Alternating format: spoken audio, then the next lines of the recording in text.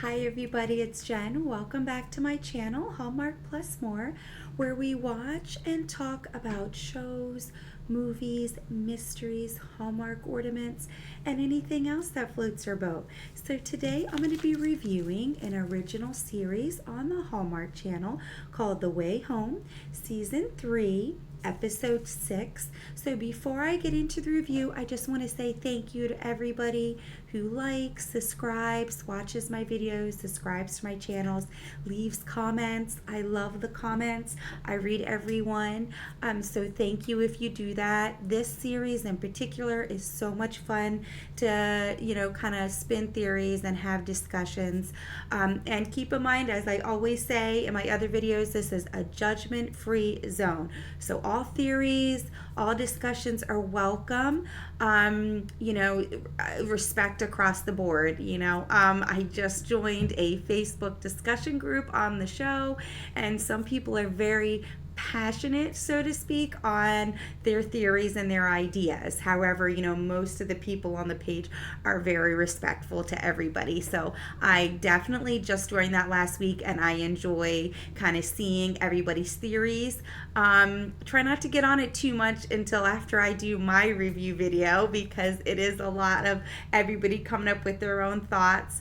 But like I said, judgment-free zone. I say that because my mind sometimes changes a lot, and I'm kind of not necessarily, all towards one couple or one character. To me, the characters develop, and my thoughts and opinions on those characters change.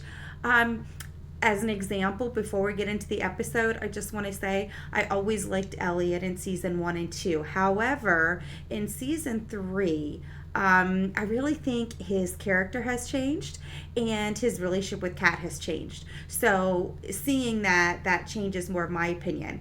I love Thomas. I love Elliot as a person. So it's not really that I'm like picking sides. I think there's pros and cons to each relationship, but I kind of feel like Kat and Elliot has really sizzled. Or fizzled, I guess I should say, this season. So I was very, very excited to watch this episode. I couldn't wait to see what happened in the 1800s, mainly because of the look on Thomas's face, right? I have so many questions around Thomas.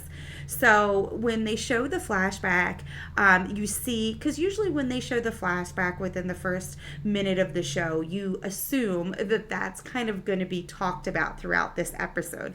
So you see Del kind of yell at Alice, "Stay out of my memories." So I was hoping, we're going to see an apology from Del, because she's never really fought with Alice before.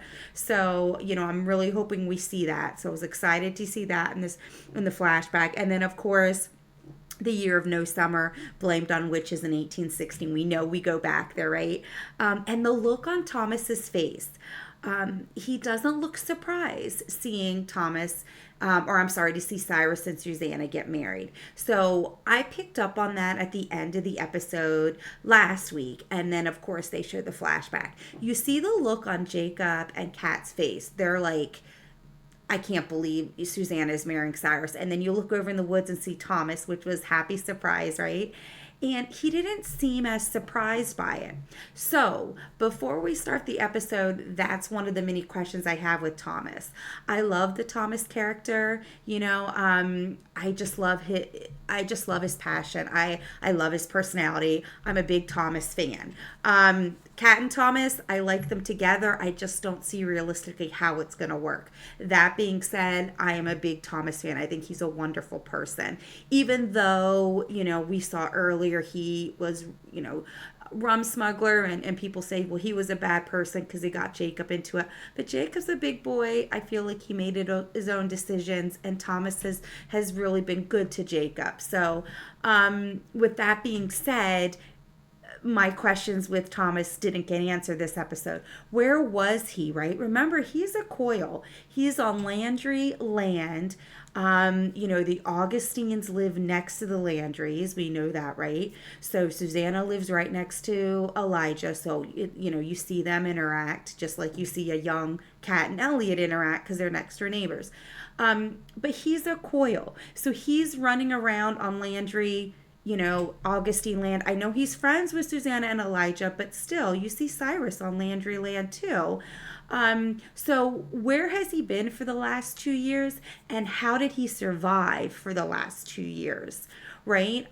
So that's been like my burning question. Like, I was happy to see him. But remember, we didn't go to 1814, we went to 1816. So this was 2 years later. So, I mean, there's a theory going that Thomas is a time traveler himself and he's from another time.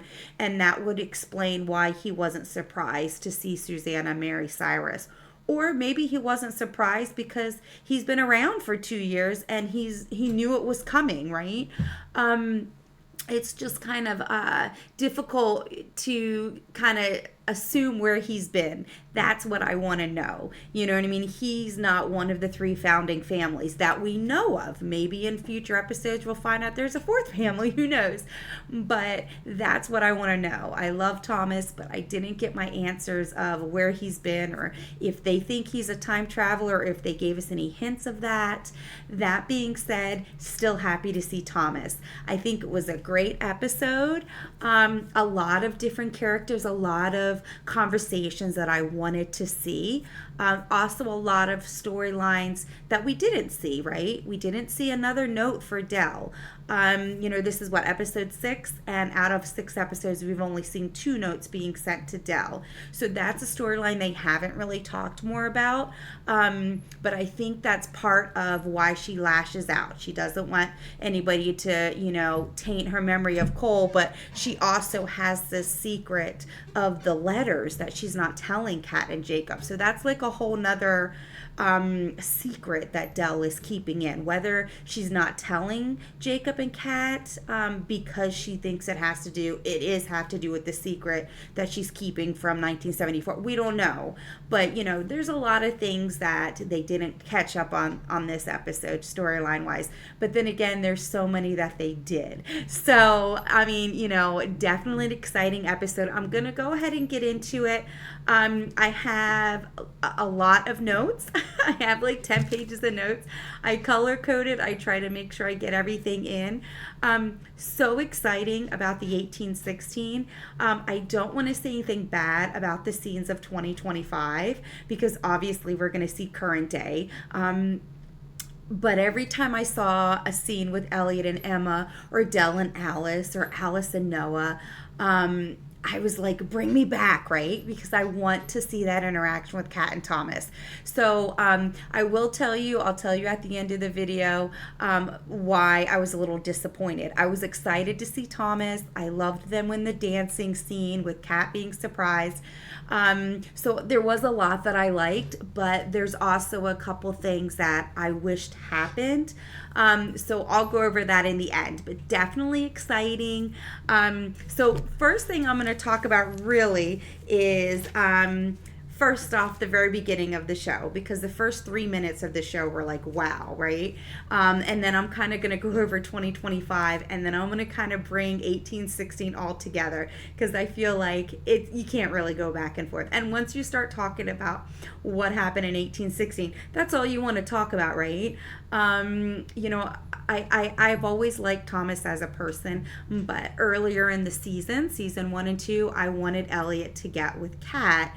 And I feel like now that he's with Kat, it's almost like it's not what he imagined, right? It's almost one of those things where, you crave something. Like I tell my husband, I'm craving tacos, and I finally eat tacos, and I'm like, it wasn't the hype. Like, we're a big taco family. We love that tacos. But I'm just saying, like, I feel like Elliot wanted to be with Kat for so long, and now he's got her, and it's like, it's not what he thought it was, I guess. He's like, this dream and fantasy of always being with Kat. And I don't know. It just, I don't know. It's like a little bit of a lull there in their relationship. So I wasn't expecting that because season 1 and season 2 kind of led you to believe that Kat and Elliot are the end game. So I was excited when they got together. I thought it would be fun. Like, finally, this is what we need to see. And then I'm not into it really anymore. I like I said, I love Thomas as a person, and when you really go back and see everything that he's done, I mean, he's not a selfish person at all, and he's not just sacrificing himself for Kat. He's looking out for Jacob and Susanna. Yes, he brought up the deal with Jacob about stealing from Cyrus. So yes, that was part of his idea as well as Jacob's. But Jacob even said in episodes ago, it was still my decision to do it. It was Thomas's idea, but I agreed with it and went along with it. So I feel like Thomas has always kind of felt guilty about that and always kind of took Jacob under his wing, even though he was Elijah's son, so to speak. I feel like he also had kind of father figure in Thomas. And he might have guided him the wrong way with skimming from Cyrus, and then he got in trouble for it. But I really, the more I watch the show, the more I fall more and more in love with Thomas, just as a character, right? So definitely exciting. I can't wait to talk about 1816. Not surprised by a lot. Some things happened that I expected. But to be getting in the beginning, everybody was talking like 1965. When are we going to see the young Colton, the young Evie? So I like that we saw that. I thought it was young Rick, but I noticed, and thank you, Hallmark, I noticed that in the dialogue, did you notice in that first scene in 1965, Hallmark made it a point to have the character say, Rick, Evelyn, Colton. Like, you don't have to say the kid's name when you're standing next to him. When I'm standing next to my friend, I don't say their name over and over again. But I feel like Hallmark made the kids say the other kid's name so we know for certain who those three people were. So thank you for that. I know it might have sounded out of place when the kids were saying their full names, but I liked it. Because now we're for certain we know who they are. So, to see them running with flashlights, and you see it's a young Rick. So they're playing tag, you're the witch, which I think is interesting just because of the legend, right?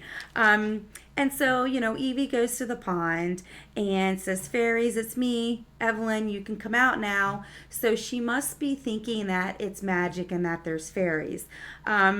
She drops her flashlight, sees the light, obviously the flashlight under the water. Colton gets concerned and Rick goes, oh, she's probably saying hi to her fairy friends at the pond. So Colton goes. She can't swim. I'm nervous. So she goes. Colton goes and jumps in. I'm coming. And you see his foot get pulled under by the vine or whatever you see there, the plant that pulls it down, which is what we see with Jacob, what we see with Alice and Kat. So I'm like, okay, he's getting sucked in, but he doesn't get sucked in because supposedly he, rescues Evelyn. So you're like, what's happening, right? What didn't we see? Because of course the flashbacks always only show you what they want to see. Similar to the whole baby in the basket thing from the very first episode of this season. Everybody's like, who would leave a baby by the pond and jump? Well, you don't know. You didn't see the whole scene. We're gonna find out later there probably was somebody behind the tree, or maybe they knew in an hour somebody was going to be by, or somebody else was watching and they jumped and they came up behind him and took the baby in the basket. I mean, you don't know. We're just assuming that's the whole scene. But keep in mind, every time we assume with the show, we're usually wrong or partly wrong, right? So keep that in mind. When we see this scene, we don't see the whole scene in the flashback. So I'm so glad we saw the whole scene from beginning to end, even towards the end of the episode. So all you do is you see his foot get kind of sucked in underneath. And then that's it. That's the first 3 minutes of the show, and it's riveting, right? So I'm kind of going to go over what happened in 2025. Not because it's dull to me, but it's just so intriguing to get into 1816. You don't want to bounce back and forth. So like I say, I kind of color code my notes here so we can kind of just go through everything, because there were some interesting parts with Elliot and Emma, right? Emma tells Elliot to kind of hold on to Kat. Looks forever to me. So you think there Emma's leaving. It looks like forever to me. She's like complimenting Elliot with her with being with Kat. Yeah, she kind of has an ulterior motive, mainly because I knew she came to check up on him, but it's all because of the Vic call, right? I mean, I kind of mentioned it in my episode video before. I mean, that crosses a line. I'm sorry. If my family, calls my ex-husband or my ex-boyfriend from 5 years ago, and then demanding a family heirloom that she knew nothing about. Obviously, Vic didn't know that. But even if she did have the ring, how dare you? Like, I mean, I know it's a family heirloom, but obviously, if she still had it, Elliot didn't care that she had it. I mean, she didn't, but that's my point. So to me, Vic crossed a line by calling Emma to begin with. So, I mean, I wasn't surprised when she showed up because she's like, okay, I haven't seen Elliot, I'm in the area. Why is his father calling me about some family ring? And then she's wondering, why didn't you give me the family ring when you proposed? So I don't blame her for thinking that.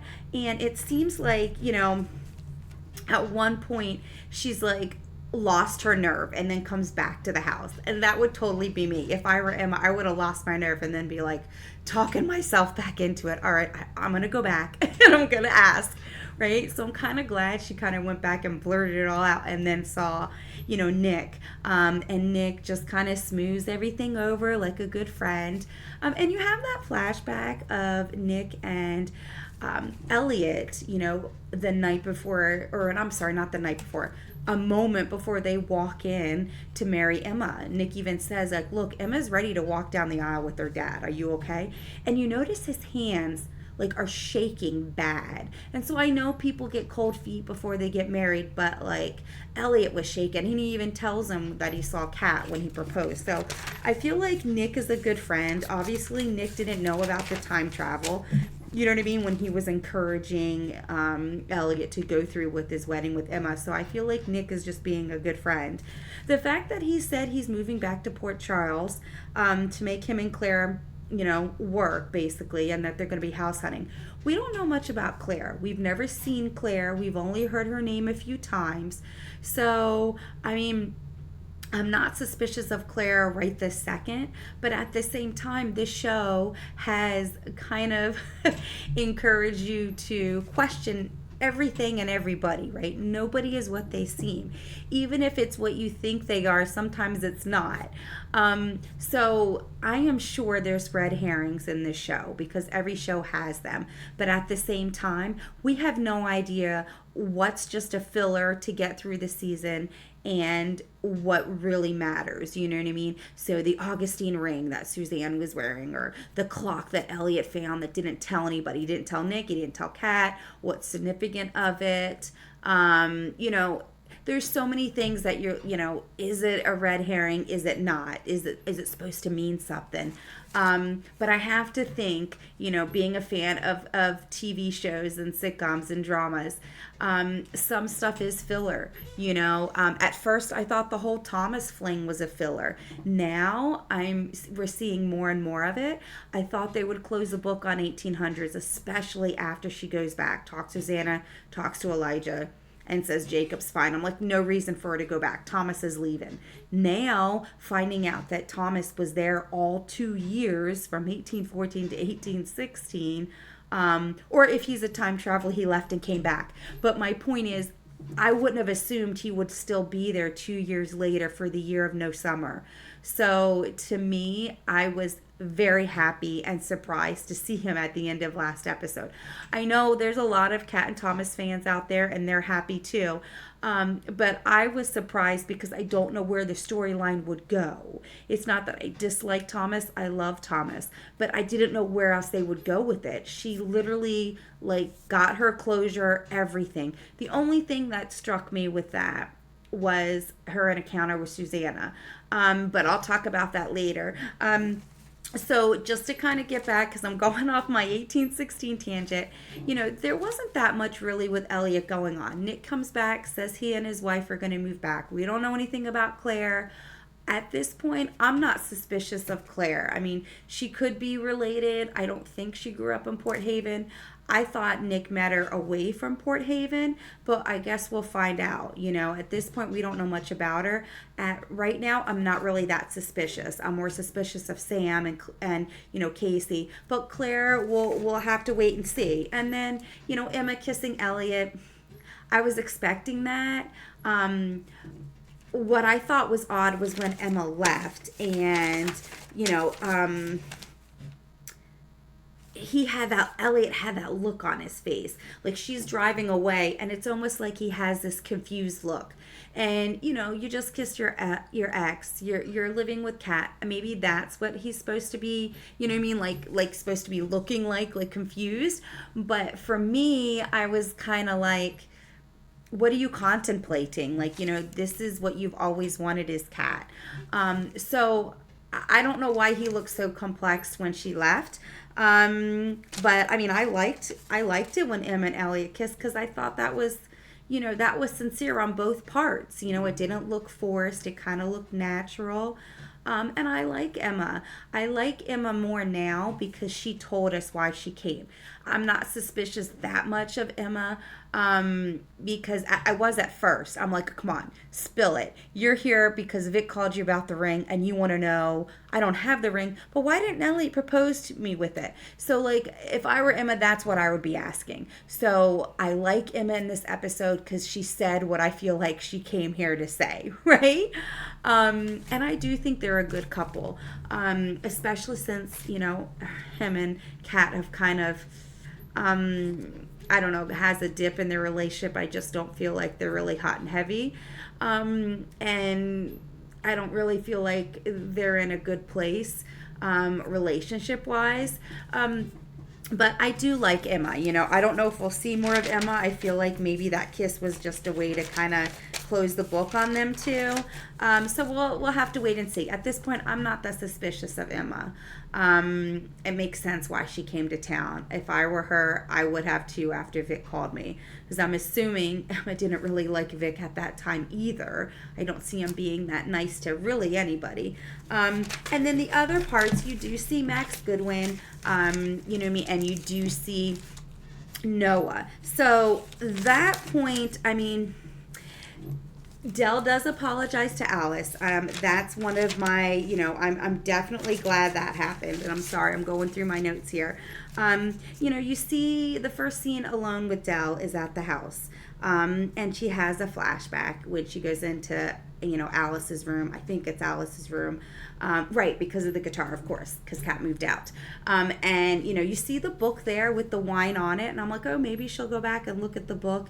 But no, they just had that in the background. She had a flashback of drawing on Colton's guitar from the 1974. So I thought that was a sweet memory. I like what she said about being a fish out of water. That's why she drew the fish.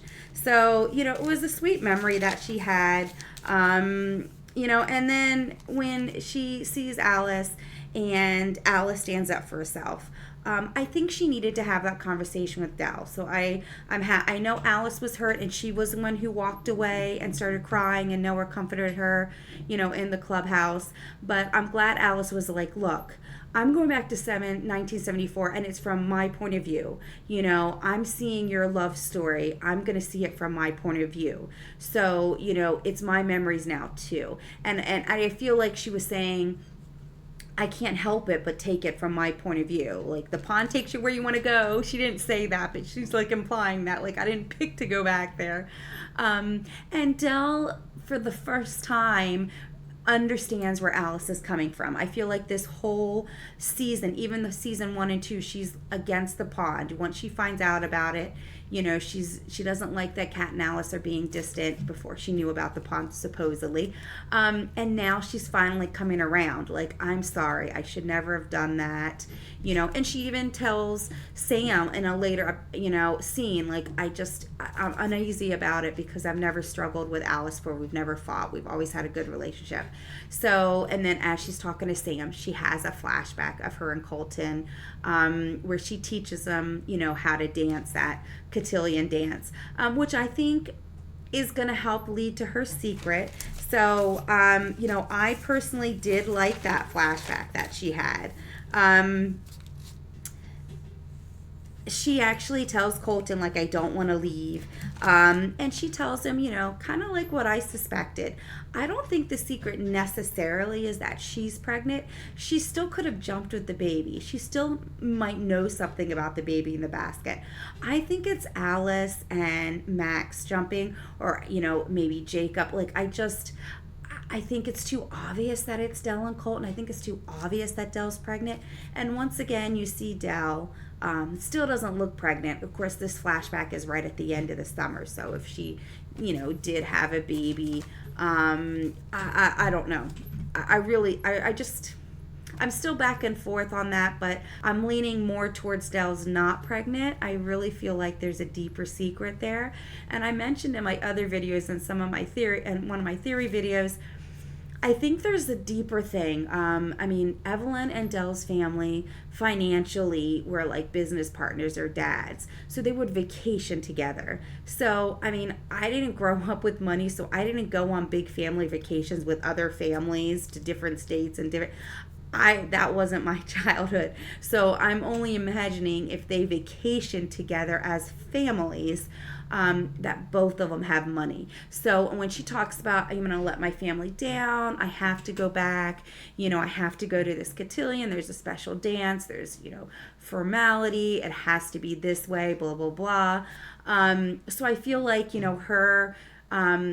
her coming back to Port Charles and Colton shamed her family, or maybe they had financial issues, and when she came back she said it was brutal and lonely, maybe because they were poor all of a sudden or something happened, or maybe she disgraced her family because she said the cotillion dance is kind of a coming of age for that society or for that group, area that she lives in. So maybe her leaving and not going through that was a shame for her family. So that's why she went back, and then she left and obviously came back to Port Haven and Colton. So, I like that we saw that. We heard a little bit of her family, and I kind of suspected there was something going on there. They have high hopes for her, and society was different, even 20 years ago, nevertheless 40, 50 years ago. So, they expect this of her. That's also following the theory of her being pregnant. Her family sent her away so she could have the baby, so she's not shaming the family. But the more episodes we watch, I get further and further away thinking she's pregnant, and I think it's something else.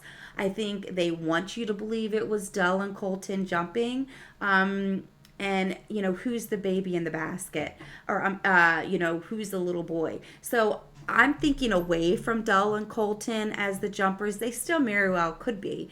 But I just think there's something else there. Now, however, I hope it's a juicy, good secret, because she's holding it so close to her heart that she's jumping down and starting an argument with her granddaughter. So whatever this secret is, it's got to be good and juicy for her to justify having an argument, which really she shouldn't have.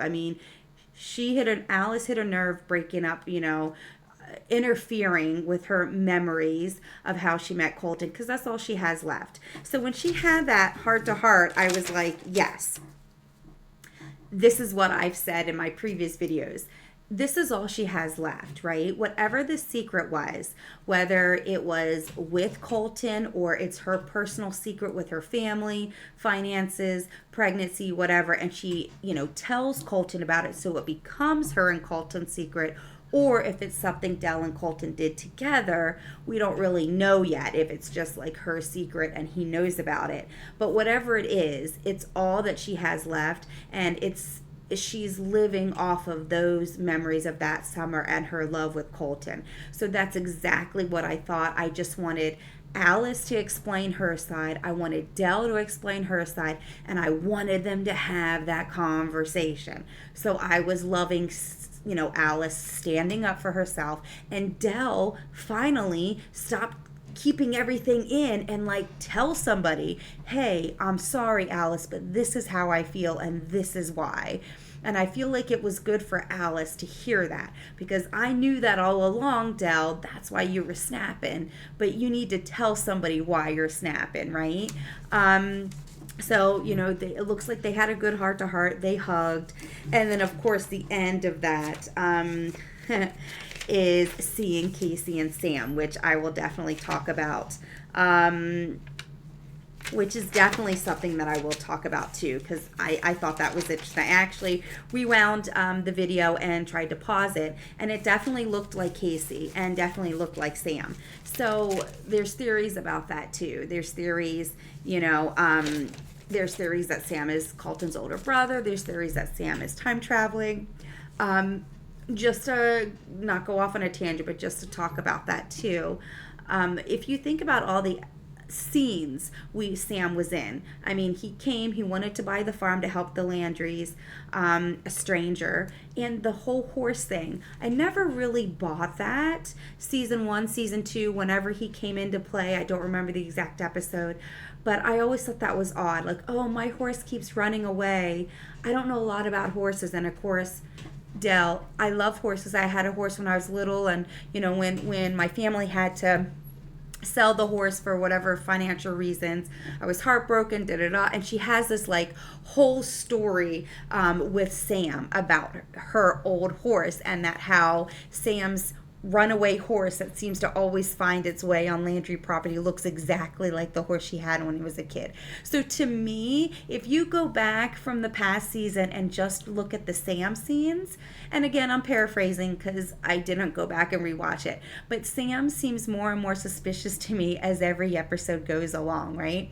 And then he gets close with Dell almost right away. I mean, he's a good-looking man, Rita, Monica, like everybody in town wanted to date Sam, and he like wanted Dell, right? I mean, I don't buy that his horse randomly keeps going over to her property. It's just so happened to be like the horse she loved, and oh, you can keep it at my stables, but you can visit it anytime you want. Like I don't know. There's just something about Sam that I love because he's good for Dell, but I'm very suspicious of him. And then even when Jacob comes back, right? The first time he walks into the house in 2025, the next morning Elliot comes, and Sam, like he knew, knocks on the door the first day Jacob's there. I don't think that was a coincidence when she was like, I've got family business. And then, of course, he asks her about her fight with Alice. Oh, I'm sure Alice will forgive you. What was that about? Like, I feel like he's wanting Dell to open up about time travel, about the pond, about Jacob. So whoever Sam is, Goodwin, Landry, Colton's older brother, I'm more and more suspicious of him as the episodes go on, mainly because he seems to really want to get close with Dell and have convinced Dell to tell him more. I feel like he's, in 2025, that's what we call a needy boyfriend, right? I mean, he's not needy, but, he just seems to show up at a very convenient time, like he knows something just happened. And so I'm suspicious. I'm just suspicious of him. I feel like, if he is time traveling or whoever he is, he knows more, right? Same thing with Lewis. We didn't see Lewis this episode, but I'm still wary of him. I feel like he knows something. So anyways, I kind of went off on a tangent about Sam, but seriously, I am wary of him. And I smiled when Sam was with Casey because I'm like, okay, now they're going to kind of tell us why I'm suspicious of Sam, because that's just my theory about Sam. What I want to go back over now is just kind of what happened in 1816, because it was definitely riveting. I mean, when we go back and you see Thomas again, I wonder if Thomas, and I guess we find out later, I wondered if Thomas saw Jacob yell out to Father and Jacob and Elijah hugged. Like, I was curious if Thomas, seeing from the woods, saw that, because we know Kat and Jacob didn't see Thomas, and we know Thomas didn't see them. They were all just looking at Susanna and Cyrus. But like I mentioned, Thomas didn't look as surprised. Like, he was lurking in the woods because he has to, right? Because he's supposedly, dead. but he didn't seem surprised by the events. So I was like, okay, is he time traveling, or did he somehow live on the land that he doesn't own for 2 years and Elijah's hiding him or whatever? So I was really like excited to see what was going to happen. And then, I was, when you heard the knock on the door when they go back to Elijah's house, I'm like, is it Thomas? Because Kat looks so surprised to see Thomas at the dance. And when Susanna comes in and she's kind of standoffish, before she comes in, you heard him say, it's dire, it's a difficult situation. Thank goodness for our potatoes and rye. And of course I lit up because if you watch my videos, I'm a big Fern fan. I actually love that woman. Everything that comes out of her mouth is liquid gold, right? So even last episode, I'm sure people were writing off the potatoes and rye. I was not. I picked up on it. I wrote it down. I don't know what potatoes and rye mean, but darn it, if Fern says it, it means something, right? And there it is. Elijah was like, so glad we planted that potatoes and rye, which is from Fern's song. He said William and little Jacob were sent to another town for supplies. So I'm wondering if we'll ever really see them. I feel like we've never actually seen them on the show. I could be wrong. But, I kind of knew when Susanna comes, I kind of knew Cyrus always wanted Susanna. I mentioned in the last episode, I'm not surprised they got married. Remember, Cyrus wanted Susanna way back when. Before her parents passed, she was, engaged to Cyrus. And then Susanna, broke off the engagement, which I'm sure was taboo at the time for a woman to break it off. But then she started going after Jacob and wanting to date Jacob. And she even said to Kat at one point, I wanted to marry Jacob. So I think that's an added layer of a backstory of Cyrus not liking Jacob, probably from the get-go. He wants to marry Susanna, she says no, and now she's, going out with Jacob, so to speak. Cyrus is a smart man. I don't think he missed that. I think he picked up on that. So I knew he always wanted Susanna, so I'm definitely not surprised. But when Kat runs after her, she kind of grabs her stomach, or even her side, even might have been her rib cage.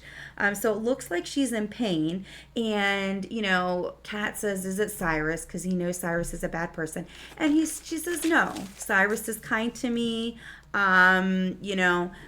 And I kind of think that too. This is another thing too. I told you I had different reservations about Thomas. I do love him as a character. I'm glad we're seeing more of him. I'm surprised, but I'm glad. And I think Cyrus is the same way. When they had that episode with Jacob, seeing Cyrus when he went to the Goodwin's mansion, Linkdemore, I got creeps. I mean, it was so creepy. I got goosebumps. It was like his smirk. He had his top hat on. And it was just like, I don't know, looking at the devil himself. It was just evil, right? And then him standing next to Lewis at that time but this time in 1816, I'm not a Cyrus fan. Don't get me wrong. I still don't like the man. But he seemed nicer, and I think it was because of Susanna. She brings that side out of him. He didn't look as evil this time. Even when he was trying to hang them, he didn't look as evil face as he did when he was torturing Jacob back in 1814. And they said with the marriage, like, look, it's the town. And Elijah even said he's helping the town in this situation. So it looks like Cyrus is turning to be a little nicer. Not friendly, just a little nicer. And I wrote this down as a quote that, Susanna says to Kat, we can't always marry the person we wanted, but we can marry the person who can get us what we want. And then Kat says, I'm going to the wedding reception, which we know.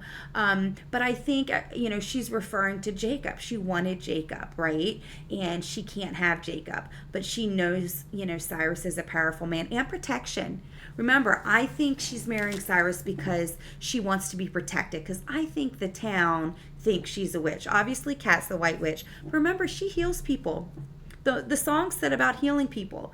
The people around town have to know that. Now, granted, just because you like to heal people with herbs doesn't make you a witch. But this is back in the times, and everybody is looking for a reason, looking for something to blame. So it's not that far-fetched that they'd go after Susanna. So that's what I said before, and it's what's happening here, because you actually hear later on the reason why she's hurting. She tells, Kat later on in a scene, the townspeople were beating me up. And Cyrus came and saved me. So, I mean, she owes Cyrus for saving her from the town people, but I honestly feel like that's Cyrus's sweet spot. You know what I mean? Even evil people all have a sweet spot, and I feel like even though Cyrus might have been mean to everybody, he liked Susanna. And according to Susanna, he's never hurt her or beat her, so that I don't think she's lying. I mean, we could find out later, but I really think he cares for Susanna, and we see that in this scene, or in these episodes. You know what I mean? We know Jacob's sitting at home alone. We see the scene with the gun. We know what's going to happen, but you see a look in his eyes, and you're like, "Yep, something went off." And then of course, he goes with the gun, and you kind of expect this, like, he's not going to shoot Cyrus. I knew Elijah would stop him, and he does. Not that I'm trying to say I can predict it, but Cyrus has to go on, right? I mean, I feel like we kind of already know Cyrus doesn't die that night. But it's nice, suspense and leading up to it, right? But Elijah finds Jacob and takes him outside, which I think is critical too, because when they turn on Kat, Thomas and Suzanne is there, and Jacob, or I'm sorry, Kat and Thomas, Jacob is outside with Elijah. So I always thought that was interesting too. And he kind of sees Susanna kiss Cyrus. So I think that kind of resonates with them too, wanting to kill him. But I'm glad he stopped him and nobody saw him. Like I say, I like the little kind of heart to heart he has with Elijah, right? And then Cyrus sees Kat and says, "You." And I'm like, okay, it's happening. And then somebody's running and saying, "Sky is snowing blood." I thought that was interesting, a weird way to say it. The next scene, oh my gosh, like, totally blows my mind. Everybody gangs up against Susanna. Susanna is like, "Yep, I'm a witch." The town gangs up against him. Cyrus doesn't just defend Susanna. If you notice, Cyrus stands in front of Susanna, like, "You're not going to touch her." Like, she just said she was a witch, and Cyrus didn't blink an eye. "You're not going to touch her." You know what I mean? And he literally stood in front of her to, like, shield her. So, I mean, that proves my point about Cyrus really caring for Susanna. He's never hurt her, and he's willing to stand up to the town for Susanna, even though she just said she was a witch, right? I love that he did that, because to me, that's like, that's something Thomas would do for Kat, right? Stand up for her, put out his life on the line. Cyrus is a powerful man, but he is still standing up for Susanna. And then, of course, Kat's speech was great. And Thomas, like, I love the way they kind of, clicked right there almost in their speech, like, yeah, and Thomas jumps right on in as if they planned the dialogue, which was great. They just fed off of each other's energy right there, and Thomas was like, "Yeah, and she's the white witch, and she's the one who brought me back." So I love that Thomas kind of, like I said, fed off the energy, and it looked like they knew what they were saying the whole time. So I love that. And then they get put in the jail cell, and Kat is she's kind of losing it. She's like, and I can understand. She's like, "Whoa, this wasn't supposed to happen. The song said, like, I thought this was supposed to change. I was supposed to fix things, Kat just kind of getting frustrated. And Thomas, oh my gosh, first off, if you didn't love Thomas before, you're gonna love Thomas after this episode, because that scene, he is so calm. He puts his hand out, Kat holds his hand, and instantly, it's almost like Kat could feel the relaxation and calmness that was coming out of Thomas. I mean, I feel like Thomas holds her hand, it's going to be okay. You know what I mean? And Kat, like, it's almost like, all right, you're right. And I love that they have that connection. That was a great scene to see. And then, and Thomas was really calm. "Tell me how the song ended." He listens to everything Kat says. Not that Elliot doesn't, because Elliot does, but Thomas just has a different way with her, and I love that. Thomas just calming her down, such a calming tone. And then, snap back. Oh, and the comment he says, all will be well. I feel like he kind of talks like that. That's kind of, something you would hear Thomas say, all will be well. And then 2 seconds later, Kat gets all cat-like and yells at Thomas, if you knew we were going to be okay, why didn't you tell me, blah, blah, blah, blah. And I'm like, calm down, Kat. You know what I mean? He's still there. He's presenting himself to you, like, okay, I was like, oh, that's such a nice moment they just shared, and then boom, you have to hear Kat go off on Thomas, and flip out, and then of course, she sees Jacob and hugs him, so I mean, Kat in front of Cyrus and Suzanne, I'm sorry. I can't get over Cyrus defending Susanna. I think it's wonderful, but it's so not like him, like at all. And then he basically is ready to spare Kat's life. When he's in front of Cyrus and Susanna and he says, can you fix this? You're a witch. Can you fix this? I'm willing to be friends with the witch if you can fix this. So when Kat says, no, I can't fix this, I feel like obviously he's a bad person, right? We know that about Cyrus, but I feel like if Kat said she could fix it, I don't think Cyrus would have hung her. I think, he's trying to protect Susanna. You can kind of see he really didn't necessarily have a choice. Obviously, you always have a choice in life. But my point is, I feel like Cyrus is saying, look, they're out for blood. They want a witch. If you can't fix the situation, I'm going to hang you, Kat, because I'm protecting Susanna. And he even said, I don't want the town to come after my wife.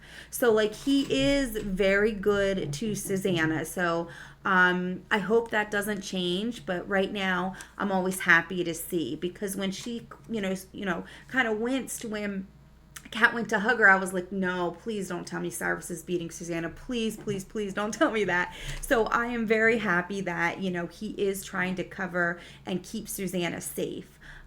Which apparently she needs if the town people are trying to beat her up.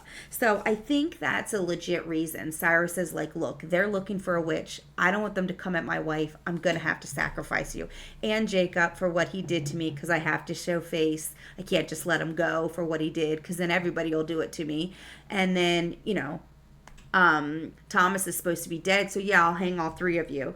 And then of course you see, you hear the song, and Alice's voice is just so gorgeous, even though it was just the one song. And then you see the town people, and of course, yes, I noticed it. If you didn't notice it, watch it back. You see a town person that looks exactly like Fern. And I told you, I love Fern. I want to see all the scenes with her and just dissect everything she says. Because everything she says has come to play. Even the potatoes and rye, which made no sense. They make sense. And the fact that, let's just go back to that for a second. Elijah said somebody told him. I'm glad they told us. Like, that was so Fern, somebody told Elijah about potatoes and rye. Like, they knew this was gonna happen. So that's definitely interesting to me. So I'm hoping maybe they'll, expand on that, or we'll find out that Fern can travel, and we'll find out Fern's the one who told Elijah. Somebody told him about the, potatoes and rye. So I loved that. But yes, I definitely saw Fern. And this was probably the best dialogue that Kat had, when she was so confident and she was kind of talking back to Cyrus. And I was with you and all the town people, like, okay, please work for Kat, because if it doesn't move, then it's gonna look bad, right? And I love that Susanna was the first one who said it, when she was like, free the witch, so save us all. I loved that she was the first person to chant that. And of course, Elijah jumped in and all the town people jumped in. But it was interesting to see, in my opinion, the very first time we have ever saw Cyrus frightened. I mean, I think he was frightened. And Kat was talking, and she's probably just a person who talks with their hands, kind of like I do sometimes. But she kind of had her hand up. And if you notice that when she put her hand up in front of Cyrus, he clenched, like, don't touch me. Like, I feel like Cyrus was legit frustrated. I mean, I'm frightened and scared at that moment.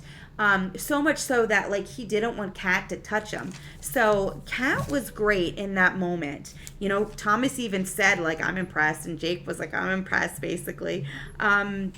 So I love that she did that, not just her, but she allowed Jacob and Thomas to live freely. And you can't, you know, hurt Susanna or Elijah. So in essence, she's kind of telling the town people, don't mess with Susanna. I told Cyrus that they could be free, you know, and you're not allowed to mess with them. So I feel like when we hear that the town people were beating up on Susanna, I don't think they're going to turn on her again, because the White Witch just threatened Cyrus. And Thomas even said later, he is a man of his word. So I think he'll keep that. So that was definitely interesting. And Susanna even said, you know, to Kat, I will be safe with him. And I feel like she will be safe with Cyrus because, like I said, we saw sides of Cyrus in this episode that we have never seen. You know, I mean, before with the images with Jacob, I'm like, he's the devil himself, right? And in this, you saw that softer side, even when he's talking to Susanna, like, hey, we should dance. And Susanna sees Kat, it's like, no, we shouldn't. And Cyrus was kind of nice about it. He was like, look, we did this for the town. We have to get out there and dance. Like, you know, even if you don't feel like it, we kind of should. And he didn't say it degrading or like authoritarian. I thought he just said it as like, you know, we did this for them. We need to get out there and mingle. I thought he kind of said it nicely. And Suzanne couldn't really argue because, like I said, he wasn't being mean. So he does have a huge sweet spot for Susanna. So obviously, you know, maybe they'll work that into their advantage at some point. But I love that he has such a sweet spot for her. So, and then Susanna gets out the photo of Kat, the portrait. Now remember, the first time we saw Susanna take out the drawing after Kat left, it was just a kind of like a drawing. And this time when she took it out, it was a full-blown like painted portrait. So I don't know if people noticed that, but at some point we thought maybe Thomas painted it. No, Suzanne drew it, and then you later see Susanna still has possession of it, and now it is, you know, a painted portrait, the same one you see in the Goodwin house. So that solves a little bit of a question of like maybe Thomas painted it. Now, here is what I'm going to bring up. Towards the end, this was the thing where I said I was a little frustrated with 1816. The dialogue everybody that loves Thomas and Kat is waiting for. When Thomas finally is back with Kat and kind of can talk to her, I'm like, yes, Thomas, I want to know where you were the last 2 years. I want to know, you know, how's it been, how, you know, everything about Thomas. He opens his mouth and Kat like cuts him off. To me, pissed me off. I'm sorry, Kat, you pissed me off. I wanted Thomas to talk. I was so looking forward to it. I feel like the whole episode was building up to this Kat and Thomas conversation. You know, how have you been? What's been, you know, Kat can tell him what she's been doing, what's been going on. Nothing. She just cuts him off and says, let's just say our goodbyes. And that pissed me off. But Thomas, being the amazingly wonderful man he is, doesn't jump on him, you know, doesn't bounce back, doesn't say, no, Kat, I've waited 2 years the last time I saw you. I want to talk to you. He doesn't. In the most loving way that Thomas is, he just goes, okay, until next time. So I wanted Thomas to talk more, but at the same time, I feel like that's going to be one of the things that I really, really, over the last 3 seasons, have really grown to love Thomas. Like I said, I like Elliot as a person because I do feel for that. You know, I mean, I always say, put yourself in their shoes. I know people, you know, hate on Elliot, but imagine being 16 and, you know, finding out your future. Like, I understand that's got to be hard, but his relationship with Kat has just been really rocky this season, and it's kind of hard to get behind. So I don't know how it would work with Thomas, but I like it for Kat because I feel like Kat is longing for that. So again, if Kat's been dreaming of these, you know, these scenes with Thomas and longing for it, why cut him off? Like, come on, Kat, let Thomas say what he's been wanting to say to you. So for me, I was very frustrated that Hallmark didn't give us that scene. Finally, I'm like, yes, it's what, been 50 minutes? The episode's almost over. And then Kat's like, no, don't say anything. Let's just say goodbyes until next time. And like I said, Thomas is such a sweet man. He's like, okay. He's not going to go off on Kat because that's just not his nature, I don't think. So as frustrated as it was, it just makes me fall in love with Thomas more. And let's talk about the end, about Thomas. I'm sorry, about Jacob and Kat. I don't think Jacob intended to push Kat in the pond. I think they were holding hands. Kat was saying, come on back. And he was taken back. He just saw Elijah, who he hasn't seen in a while, who raised him. And I think it was a lot. I don't think it was the right time or place, Kat. I don't think that, when you're ready to jump in the pond, you're telling Jacob that you killed his father. And now he left his only father he's ever known, Elijah. For most of his life, rather. So, that wasn't a good time to say that, Kat. I'm sorry, Kat, but you have the worst timing with a lot of stuff. I'm mad you didn't let Thomas talk to you. And I'm mad that you kind of told Jacob about his dad when you can tell he's already conflicted with Susanna and Elijah and everything that he just witnessed. The boy was almost hung, right? And this is when you decide to tell him. And I know Kat has her own issues. I'm not bad-mouthing Kat. I love all the characters. I love everybody on the show. But I'm like, that was hard for Jacob. So I think Jacob just was like, give me a minute. Like, let me sit back. I'm debating on staying here with Elijah, but you need to give me a couple minutes to take all this in. And Kat, you don't tell somebody about the dad and then expect them to just come with you right away, right? So I think even in present day, if a family member tells you something like that, you're taken back. So I don't think he pushed. I think he was just like, I'm letting go of your hand because I need to sit back and take all this in, sister, and she falls backwards. So like I said, I don't think that's intentional. I hope nobody thinks it is because I really don't think it was. And, obviously Jacob, I think, stays with Elijah because in the preview for next week, you see Elijah say, Jacob, you need to go back to your time. But then let's just, follow that through towards the end of the episode, because when she falls backwards and she comes up in 1965, I was like, okay, yes. Thank you, Hallmark. You started the episode with the 1965 Colton and Evelyn in the pond, and you're ending it in 1965, and it's Kat. So, I kind of had the suspicion, I know other people probably talked about it, when they were in the Goodwin's place, when young Evelyn was talking to a young Alice and showing her around, and you saw that picture on the wall. Remember, young Evelyn said, everybody says it's the White Witch, but do you see how it's almost like she's looking over the children, and like a guardian angel kind of would look over somebody? And Evelyn says to a young Alice, the kids don't seem frightened by her. And I didn't forget that. And this is why I think she said that to a young Alice as a teenager, because she was saved by it. So I wasn't surprised. I loved how they did that in the show. She falls back. She comes out of the pond. She's able to actually save Evelyn, like pick her up and carry her. And then she goes back down and saves Colton, unwraps it because Colton was being sucked down. So yes, here's the question. If Kat wasn't there, where would he have been sucked down to? Because a young Colton, where would he have gone, right? But I love that. So, everybody who was thinking that, and I was kind of thinking that too, because why else would you have that dialogue in front of that picture with the young Evelyn saying, everybody says the White Witch was evil, but the kids don't look harmed by her. I'm like, okay, that's because she saw the White Witch, or something makes her believe that. And remember, in the 1965, must fill in the pond, she stands up. So we know something happened. So the fact that now, yes, we see Kat rescue Evelyn and save Colton, and then she gets sucked down and comes back in 2025. Why Dell was walking near the pond, I don't know, because you've never really seen her do that before. However, she is kind of free to roam around, her property. So I mean, we're not surprised. She's got a lot to think about too.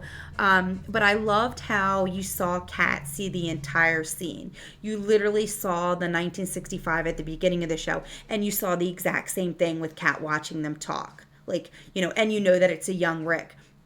So my question is, who witnessed that? Obviously, only White Witch Cat, the White Witch Cat, and then Evelyn and Colton, but somebody else saw it. If they said those kids could have died, maybe Rick came up at the end, because we don't think Rick saw the White Witch, but Rick must have gone back and told his parents, because somehow the parents knew about it, right? If they weren't witnessing it. So I love that. I think the scene at the end when Dell sees Kat coming out of the pond and she starts crying and she says that about Colton, that's a touching moment. I feel like I got teared up watching it, because Dell was like, what about Jacob? And he was like, no, I saved him and then I killed him. I killed Dad. And I think the look on Dell's face, like she's comforting Kat, but her face is like, what did she just say? Because that would be my husband. Like, what? So I thought that was a touching moment for Kat, because remember, everybody's going through emotional things at this episode.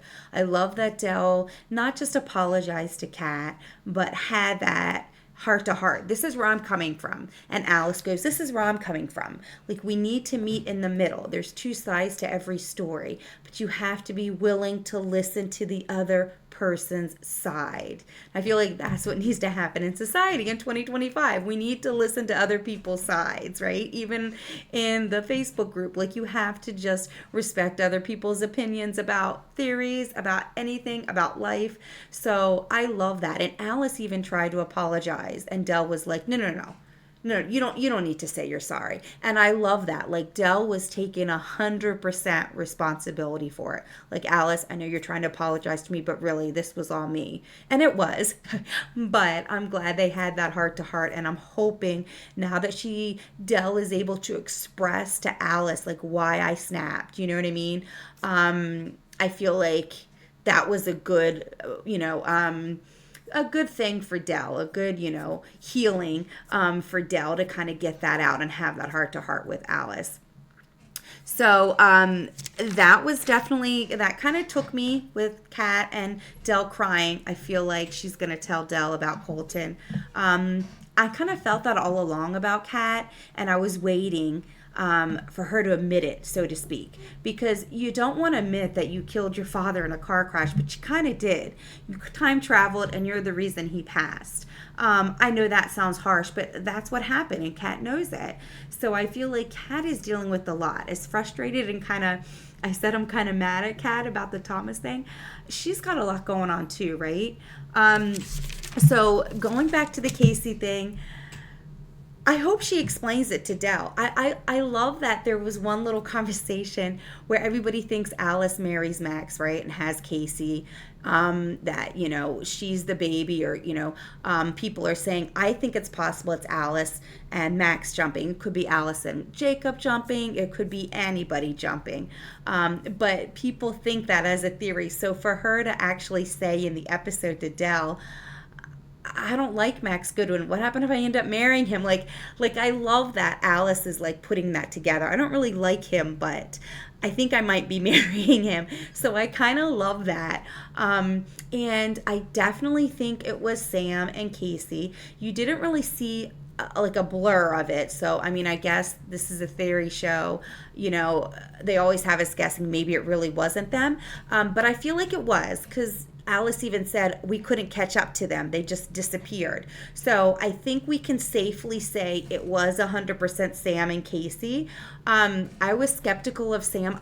again, even though I say I'm skeptical of Sam, I love him with Dell only because Dell needs that nice, relationship.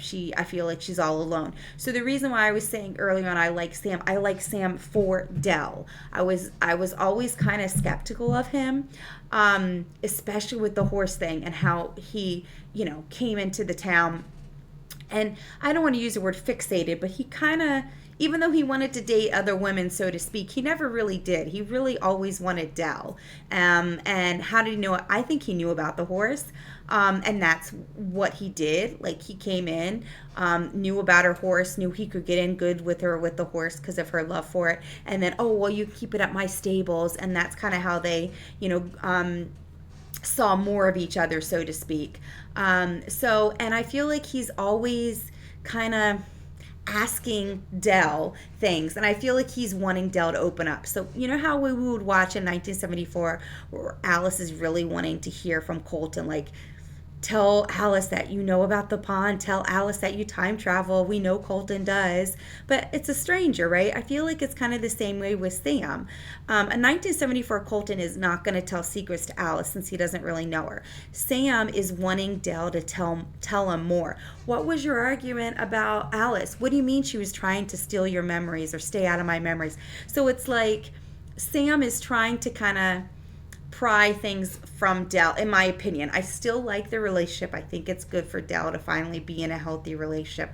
But I'm skeptical of Sam because he's asking questions and he comes into play at the right time. So I am skeptical of Sam. I'm skeptical of Casey. I still think that Noah resembles Brady. I don't know.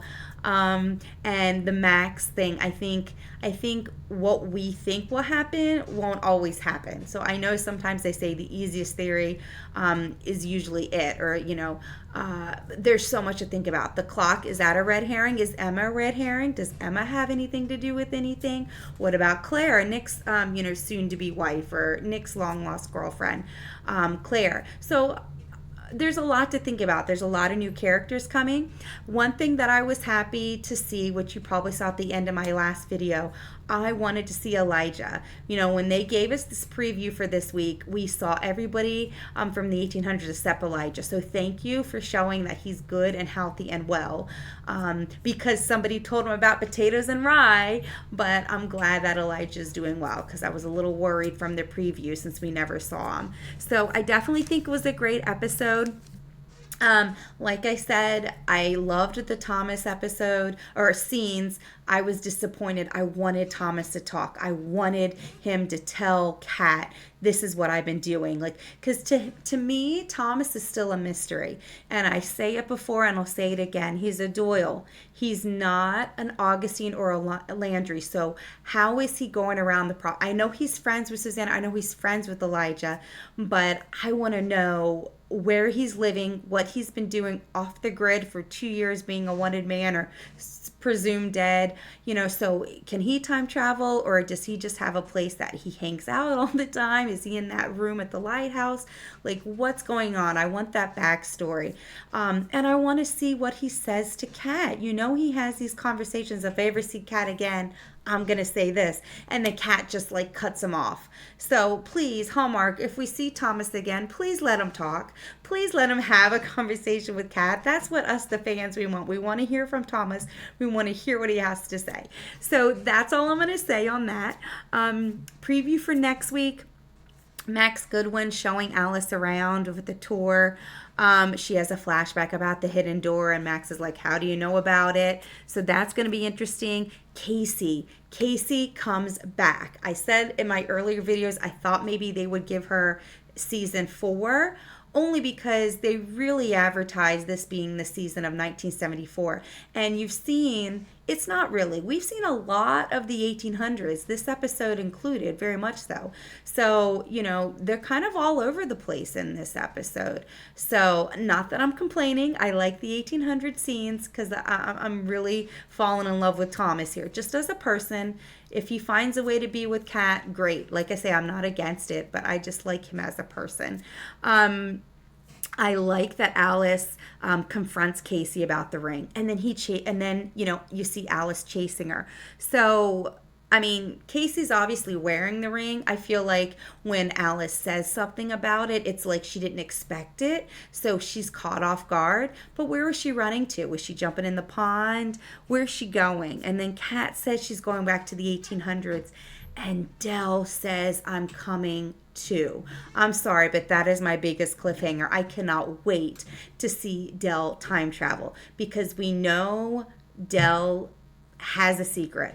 I believe Dell knows about it. Maybe she's repressed it. Because remember, Jacob knew about it, but he was so traumatized when he was brought back to the 1800s that he literally forgot about his real family. Like, he really believed he was living in the 1800s. He was Elijah's son. So maybe Dell did time travel and she repressed the feelings, or she just doesn't want to tell anybody. Whatever the reason, her time traveling with Kat in the next episode, I'm so excited to see, because we're going to see if she can.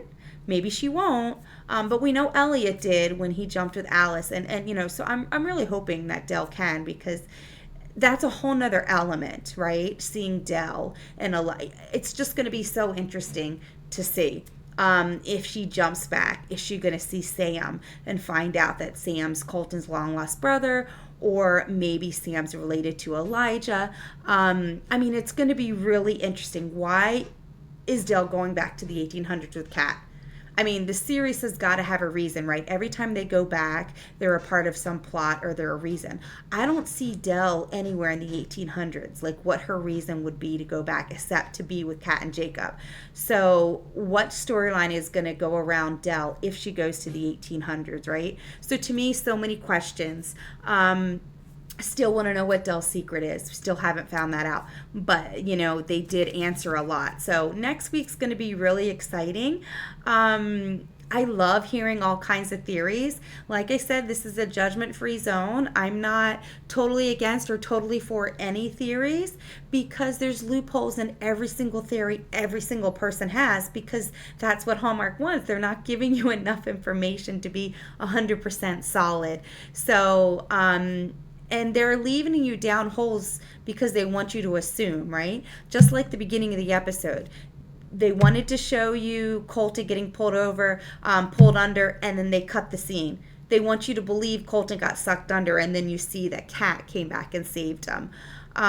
So, I mean, there's just so many things going on. And Fern, I think Fern can time travel. I think that was Fern as a town person. I think Fern time traveled, told Elijah about potatoes and wives so that he can keep his farm going. I just think it's so interesting. I think Fern isn't necessarily the pond keeper, but she knows who's time travel because, I don't know, she hangs out at the pond. I don't know. There's just so many questions there. So definitely love the episode. Next time, I definitely want to hear Thomas talk more. But if you have any questions or comments, please leave them. I enjoy theorizing with everybody. And until next time, I will see you then. Bye.